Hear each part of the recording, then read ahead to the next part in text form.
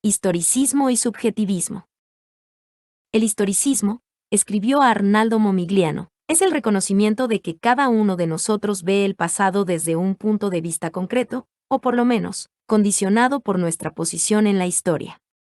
El historicismo no es una doctrina cómoda porque entraña el riesgo del relativismo. Tiende a minar la confianza del historiador en sí mismo.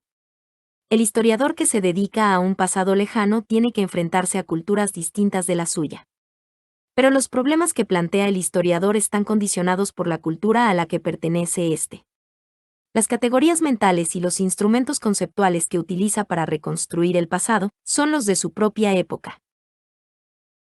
El lenguaje que emplea para describir el pasado es el contemporáneo, y no el de los hombres que constituyen el objeto de su estudio. Como escribió March Black, el historiador piensa inevitablemente en términos de las categorías de su tiempo.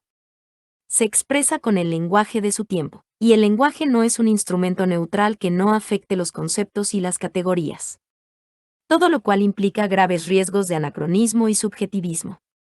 Los historiadores, o por lo menos los que merecen esa denominación, son hoy más conscientes que nunca de esos riesgos.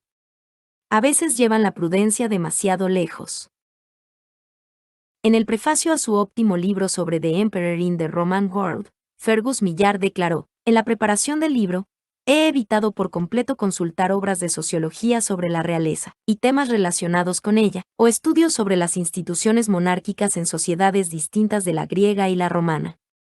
La razón de esa actitud mía es que si hubiese abordado mi tema armado de conceptos derivados del estudio de otras sociedades, me habría resultado muy difícil alcanzar el objetivo del historiador, que consiste en subordinarse él mismo a la documentación y al mundo conceptual de la sociedad del pasado. Obviamente, se trata de un punto de vista extremado, y a juicio de Kate Hopkins, insostenible. Es insostenible en un nivel literal, porque Millar ha escrito en inglés, y no en latín o en griego. Además, el historiador interpreta un mundo perdido para los lectores modernos, utilizando para ello una lengua viva. Bien puede ser uno de sus objetivos entrar en el mundo de pensamiento de sus sujetos, tanto los actores como las fuentes, pero también debe relacionar el mundo perdido con las inquietudes contemporáneas, ya sea consciente o inconscientemente. El problema epistemológico que plantea el historicismo resulta especialmente arduo para el historiador económico. La economía como disciplina y como sistema de instrumentos conceptuales y categorías lógicas, nació a finales del siglo XVIII. Antes de esa época no existía un cuerpo doctrinal para el análisis del fenómeno económico. Los hombres que vivieron antes de finales del XVIII no tenían idea de una rama del saber llamada economía, aunque ya a finales del siglo III a.C.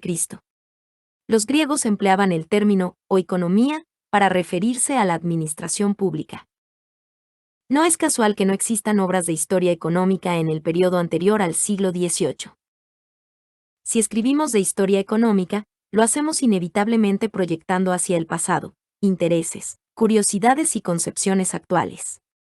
Aunque un historiador económico compartiera la posición de historicismo extremo de Fergus Millar, no podría adoptar la misma actitud de desdeñoso rechazo de la teorización actual.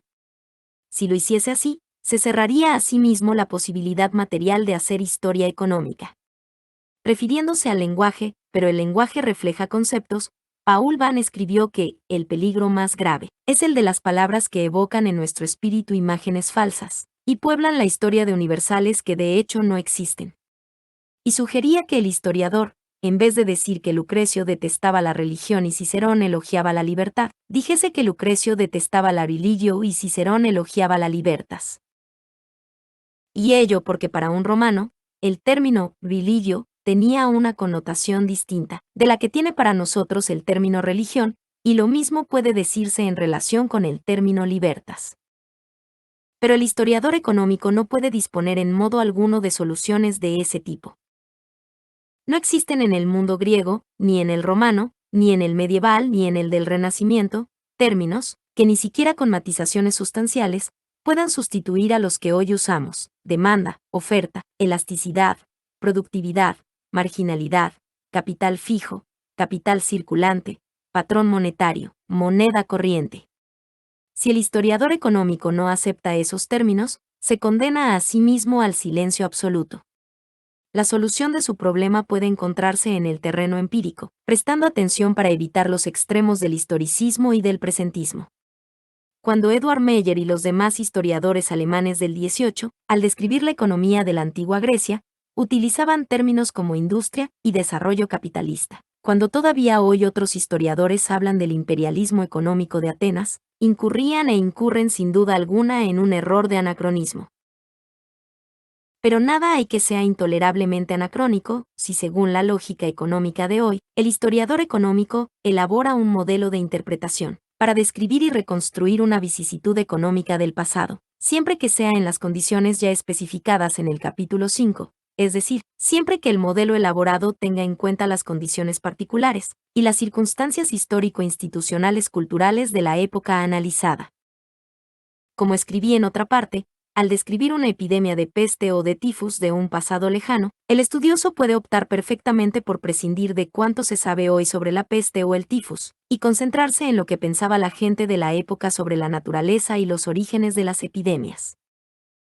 De manera alternativa, el estudioso puede preguntarse también por qué y cómo se desarrolló y difundió la epidemia, y entonces, las creencias de la época a propósito de la ira divina, la influencia de los astros, o el papel desempeñado por los miasmas, no son tan importantes como nuestros conocimientos actuales en materia de microbios, ratas y pulgas. No es en modo alguno anacrónico explicar la difusión de la pandemia de peste de 1348, basándose en lo que sabemos hoy sobre el bacilo Yersinia pestis, sobre las ratas y las pulgas. Lo anacrónico sería criticar a los hombres de aquella época por no haber organizado el exterminio de las ratas. Y, de manera análoga, no es anacrónico tratar de explicar los fenómenos económicos del pasado, utilizando instrumentos conceptuales de la lógica económica de hoy. Lo anacrónico sería tratar de introducir a la fuerza en la realidad económica del pasado un modelo que presuponga un contexto sociopolítico-cultural moderno. Huelga decir que los datos y los hechos utilizados por el historiador son en cierta forma fruto de una elección subjetiva. El tipo y el volumen de los datos dependen de los recursos materiales de que dispone el historiador. El modelo teórico adoptado para ordenar e interpretar los hechos y los datos es necesariamente subjetivo. Todo esto parece dar a entender que la reconstrucción histórica es una operación intelectual, desprovista por completo de objetividad. Pero el problema no es exclusivo de la historiografía, se extiende a todas las ciencias, incluidas las habitualmente llamadas exactas. Desde mi punto de vista, cierto grado de subjetivismo es inevitable en la reconstrucción histórica, como en cualquier otra clase de análisis científico. Pero, como escribió Heimonat, en el complicadísimo proceso de las ciencias, no todo lo construimos nosotros, no todo es subjetivo. Están los hechos. Y el investigador honrado va modificando su método inicial para responder a los datos que revelan las fuentes, o los experimentos, en el caso de las ciencias. En cuanto a la selección de hechos y datos sobre los que elaborar la reconstrucción, el investigador no puede actuar de una forma absolutamente arbitraria. Si es honrado consigo mismo y con los demás, no puede arrinconar, ni deformar hechos y datos que le ofrecen fuentes consideradas como fiables o aceptables por otros estudiosos. Si esos hechos y datos no coinciden con el modelo teórico adoptado al principio, es el modelo lo que hay que modificar, y no los datos rebeldes. La calidad del historiador se mide precisamente con esos parámetros. Un buen trabajo de historia económica, como un buen trabajo de cualquier otra disciplina, es producto, no solo de la inteligencia, la agudeza y la pericia, sino también de la honradez intelectual.